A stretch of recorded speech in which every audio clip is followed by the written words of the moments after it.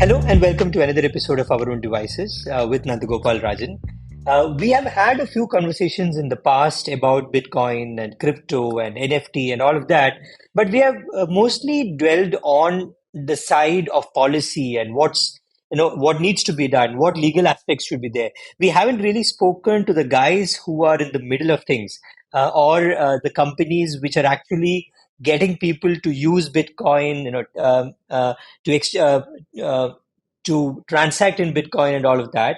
And we have a company which does just that and maybe a little bit more, which is KuCoin. And with us this time is Medha B Dey Roy, who heads communications for KuCoin at a global level, has many other roles at the company. Medha, welcome to the show.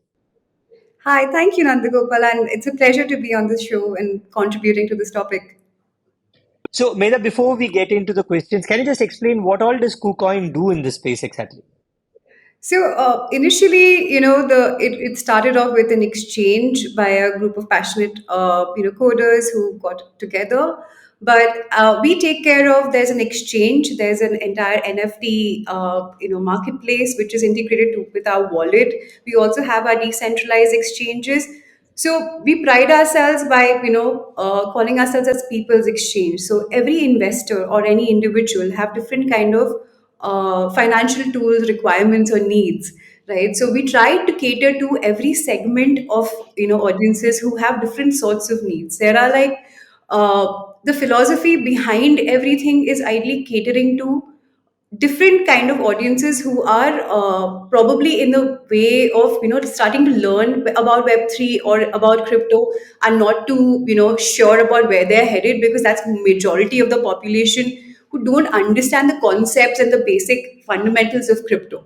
That kind of audience, what are the kind of assets that they can trade? There are like safe stable coins and certain things that they can get involved in, and there are other parts to it, and where a centralized exchange as well as a decentralized exchange are defining those boundaries for an investor.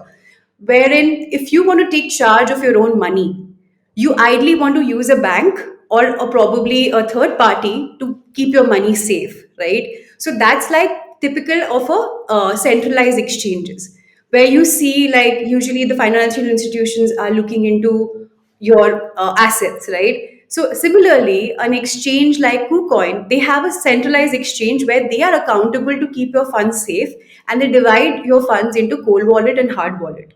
Whereas some people are over confident about the fact that they can keep their own money safe, your keys and your money. So therefore, they try to trade their assets, their digital assets, in the decentralized exchanges. So both these exchanges are part of KuCoin. Apart from that, we have our own investor arm, which is called the KuCoin Ventures, that are actively looking out for Web3 startups and entrepreneurs who want to evolve and build in this space. So, covering that, we also have a research arm which talks about the KuCoin Labs.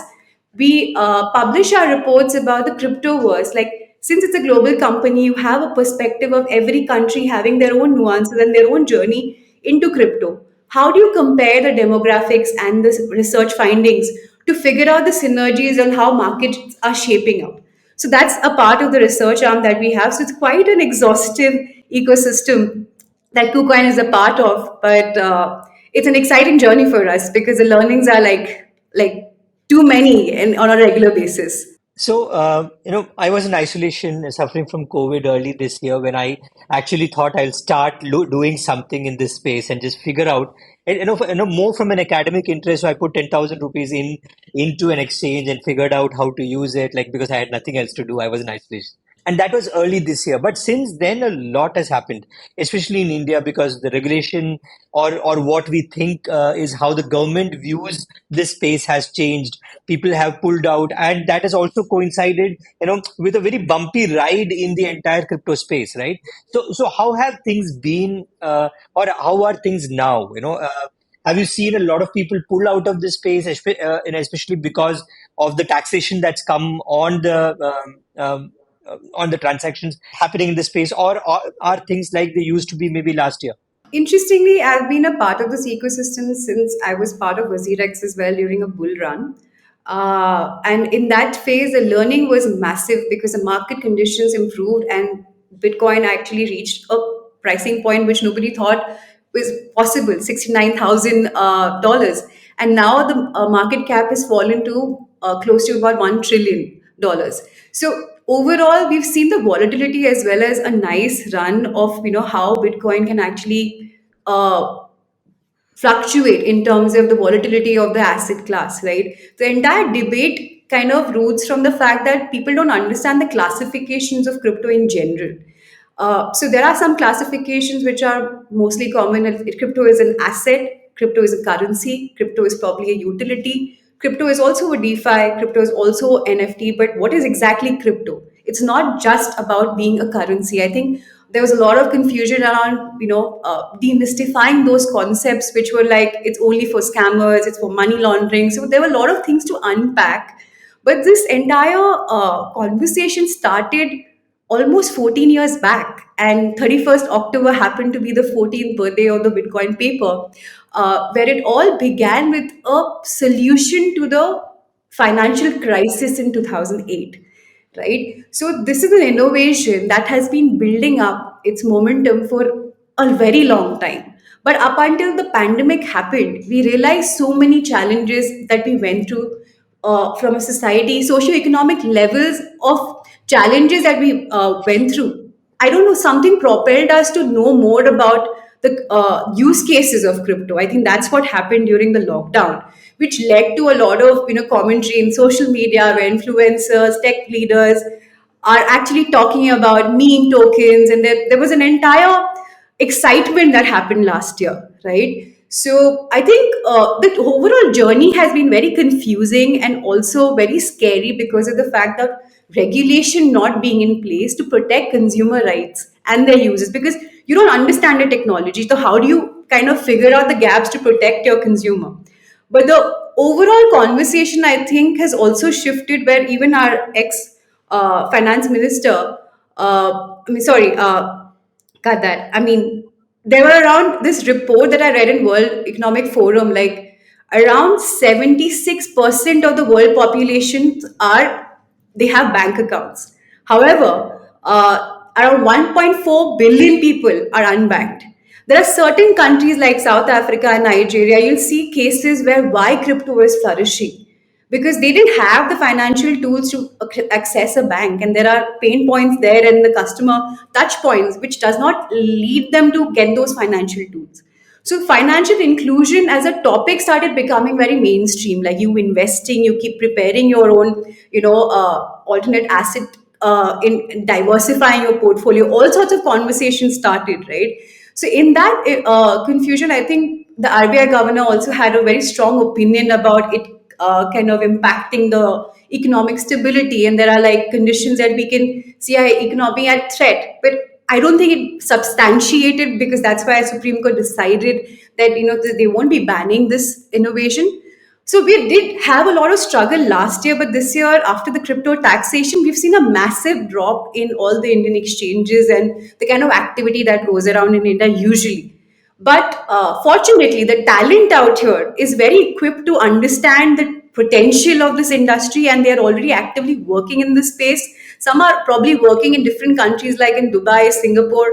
I have been exposed to those spaces to realize the potential of this entire innovation. We are probably scratching the surface right now, but Singapore is way ahead in terms of adoption of new technology, having their own mechanism to ensuring the consumer do not have collaterals based on digital assets. So it's an interesting time to see how we cope up with policy and regulation when innovation is also taking place. It's probably going to take its time, but fortunately the RBI has launched their CBDC concept, so it helps people to at least understand what this technology all is about. And I think while there are so many conversations going on, launching of CBDC will probably enhance the crypto experience, because the banking issue ideally will stop becoming a problem, because then we have a clear, entity to kind of ensure the Indians who are investing in crypto can use our own CBDC to buy crypto as well. So I think the concept will slowly evolve, but it's a very interesting time to be in this space to see the kind of confusion around you with different regulations for different regions. And there are certain countries who are asking you to kind of be innovative and find solutions to create an ecosystem. in it. I think next year at G20 summit, we will hear more about how India kind of comes to like together to figure out a regulatory aspect which can protect or kind of help us innovate here instead of the brain drain happening in India again. I was in California a few weeks back and I was searching for an ATM near where I was staying. And I suddenly realized there are so many Bitcoin ATMs also, which is a concept I wasn't familiar with.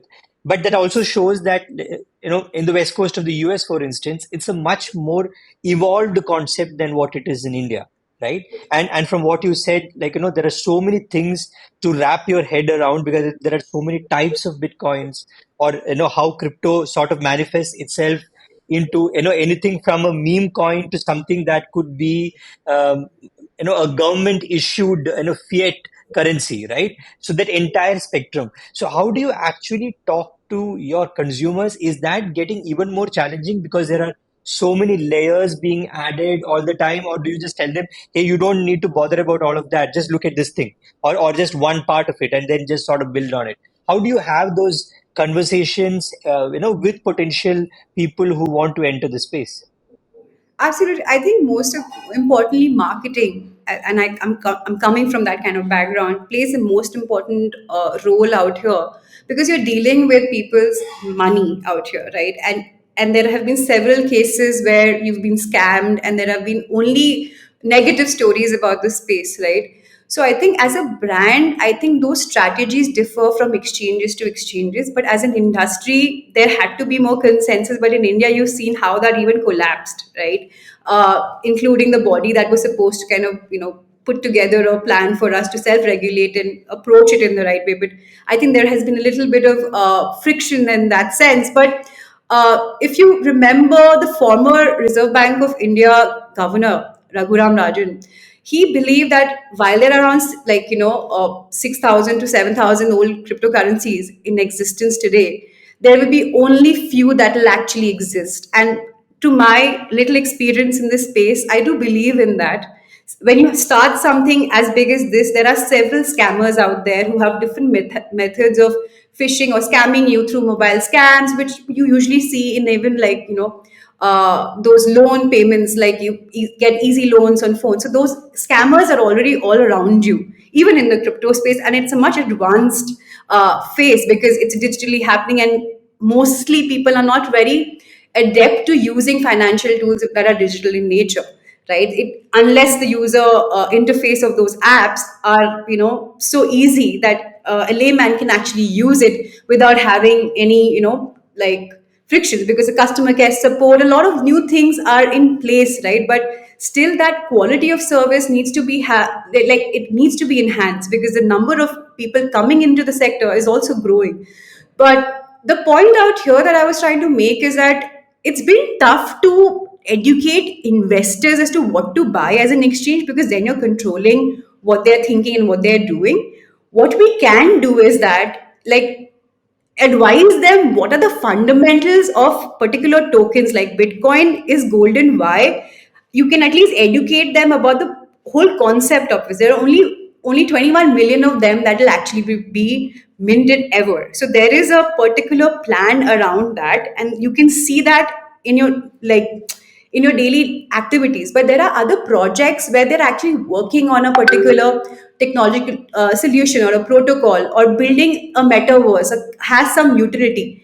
You need to figure out whether that entire vision of that particular team has a long term impact in your investment portfolio, or do you see this as you're going to quickly make money? Like if your mindset is to make quick money, you're probably going to be putting it in a Dogecoin or a meme coin, so that one day that it shoots up and you make that money. But your mindset is about investing in a project which has a vision, and that itself you see it grow. Like if you had the chance to invest in Google when it was just scratching the surface, one would, right? And if they had a token, they could actually have this entire ecosystem where whatever user information that they use of us, we get a particular token which gets minted only if my information has been used for some monetization aspects, right?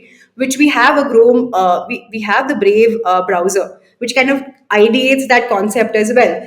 So similarly, in a exchange scenario, we have tried to educate investors about what is the basic concept of crypto, what are the basic innovation of on Ethereum, or probably like what are the alternates of, like, in case it's a metaverse, it's a gaming industry, then what are the kind of projects that you should be looking out for? So we try to hint them into those aspects or buckets that interest them basis their area of interest or expertise.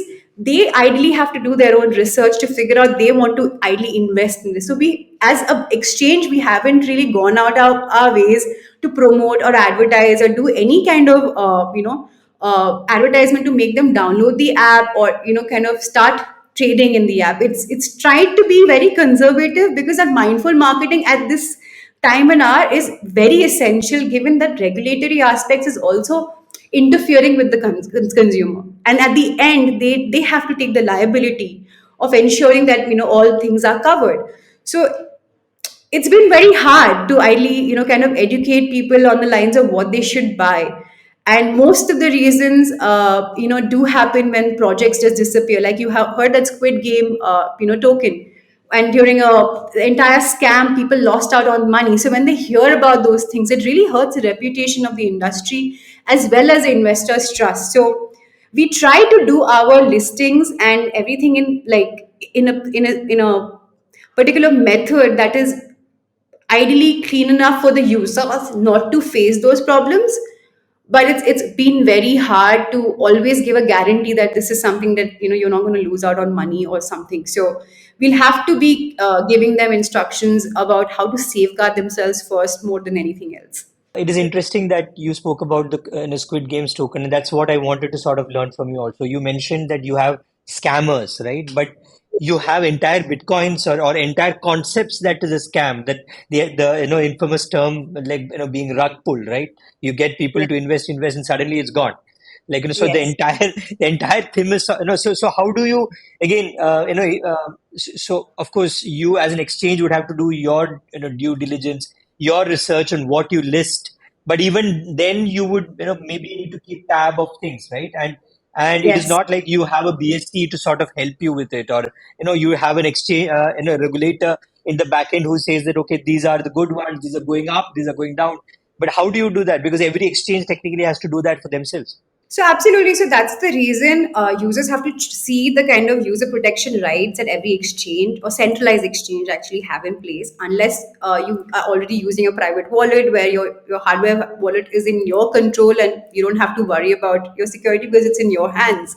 However, in terms of KuCoin, what we've done is that we started this entire campaign called Think Before You Invest, where we're trying to make them understand in layman's terms what it means to be scammed on a mobile, right? And what are the symptoms of it in terms of text messages, people coming and selling you projects that, if you invest your one BTC today, you'd probably get 10 BTC by the end of the week or something. So there are certain, scams that we've even given examples in real life in, as to how the scenario happens and how do you approach that. And in an exchange, when you are actually logged in, there are certain procedures that you have to check that you're doing, that there's a phishing phrase that you have in case you are finding any fraudulent transactions happening from another IP address. There are, you have to see whether the exchange is ideally trying to ensure that your IP address is matching whenever you're making a transaction or something. Your seed phrase that you have for the wallets are completely supposed to be safeguarded, and how do you safeguard that seed phrase? So there are things which we have never learned even in school. I for myself can speak for that, because we never really talked about the concept of money, and the concept of how do you understand financial tools and file your taxes or become more independent in investing.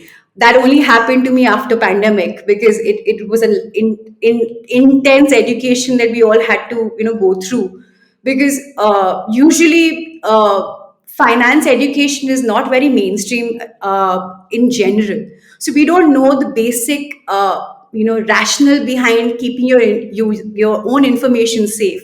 What is basically your information, how much information are you storing on your phone, and how much of a threat that can be to easily steal your details and be scammed. We are hardly aware of our own realities like that, right? So because we depend on third party entities to take care of that. So in crypto, it is a kind of a scary business where you are risking a part of your fund, where you think that you can invest this in crypto, but it should never be a livelihood expense that you're looking into putting in. It's probably something that you would invest like just like for experimenting and starting off with, believing in a project, or but never something that you have the feeling that if you risk it and if you lose that money, you'll probably have issues later. So I think overall, the entire objective of an exchange has been to try and see and safeguard all the hacks in case there has been any hacks. We have to ensure that the insurer, like at least the insurance, is there for the kind of funds that are at stake, and you have the mechanisms to fix the problem, communicate transparently to your users about whether there is a security threat, and find a way to constantly be more communicative with your users in case there is a risk associated with crypto. So we've tried to keep all of those things in place, but we still hear about scams, and we'll keep hearing about them because it doesn't really stop at one hack. Even the cyber attacks are probably more improved, and it evolves over time. And you've also seen Polygon's hack recently, right? And even there, the hackers are trying to show a vulnerability in a particular coding. So it's an interesting time to see how we are, trying to, safeguard ourselves and also communicate the motives behind these hacking, and how do we exactly get at understanding the space as well as safeguarding ourselves from potential risk. It's a constant journey. So, Medha, as we are running out of time, I'd ask you a quick question. If you had a piece of advice or a set of advices for, first-time investors and people, especially because I see a lot of the people who are actually thinking about investing in crypto are very young, maybe in their first salaries, first jobs. So, if there's a piece of advice you had to give them, what would that be? Ideally, I would be just don't put your own money in buying crypto assets, because Okay, put your dad's money. That's what you're saying. yeah, don't put anybody's money. Try and put Okay. yourself at risk to learn about it and start working in the space. Like there are so many Web3 startups. There's so many. Actually, start believing in the product first before you get into an investment mode. I myself never invested in crypto. My dad invested in crypto like in the year 2009, when it was something that was not even in India. He purchased it and he put his entire retirement fund in that, around 40 lakhs. I don't even know if he was living today. Probably he would become a billionaire, but he lost his keys because he had Alzheimer's. And I have never believed my father when I was growing up with my mother, when he used to talk about Bitcoin, when he used to talk about the white paper. I have lived that experience, and after probably 8 years of work experience in tech and like in other spaces, this is my first entry into fintech to figure out like the concepts of crypto.